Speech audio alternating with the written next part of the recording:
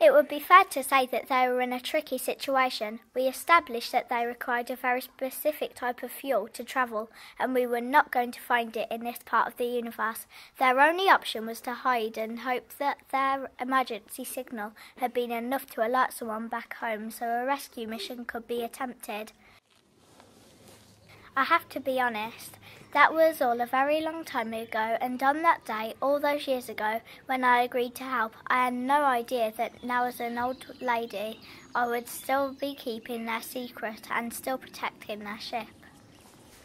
I should probably explain, the rescue mission never came. Days turned into weeks, weeks into months, and months into years. At some point, I don't remember when exactly my new friends began to realise that the Earth was now their home.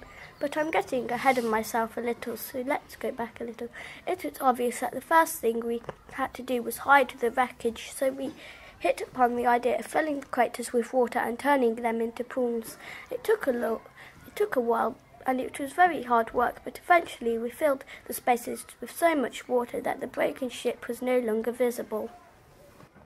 Then it occurred to me that people of Russell might wonder where these two pools of water had suddenly come from.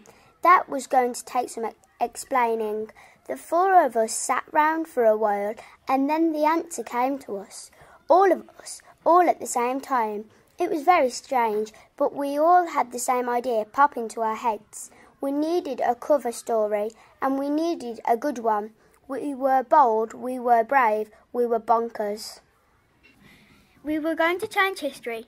Not make it, but change it. We were going to create a wonderful, believable story to explain it all. We would make everyone think that these two pools had been there for years. We could convince everyone that they had been part of a landscape for as long as anyone could remember. We could create the legend of Parkline Pits. Now, given I was sitting there with three aliens, I presumed that we could use some sort of time travel device to go back in history, but apparently time travel is very complicated. Instead, we set to work in a more practical way.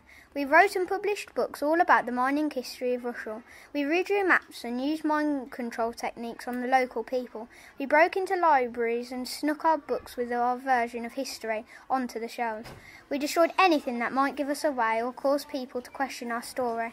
It took a very long time, but I think you will agree that we were very effective. Put to the local history archive or to one of our local libraries and you can learn all about mining at Parkline Pits.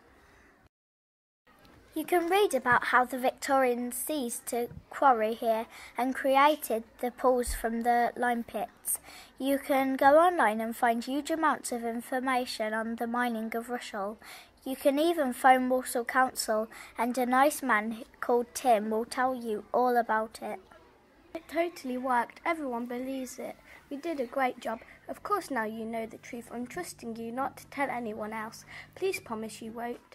I continue to hide my friends and let you know what happened. We need you to help us. All of that happened a very long time ago, but even now, alien creatures continue to live amongst us. Their population has increased.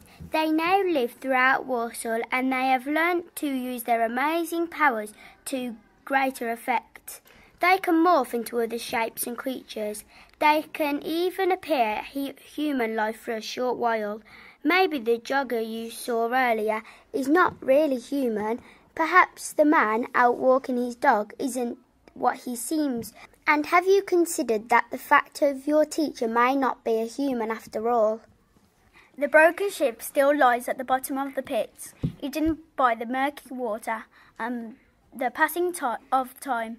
Maybe one day the distress call will be answered and the creatures will return home. One day you may be looking up at the night sky and see another light shoot across the sky as their dream comes true. In the meantime, our friends have promised to help us protect our world.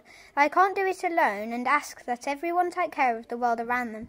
They remind us that our planet is a special place to be and needs every one of us to look after it and do our part.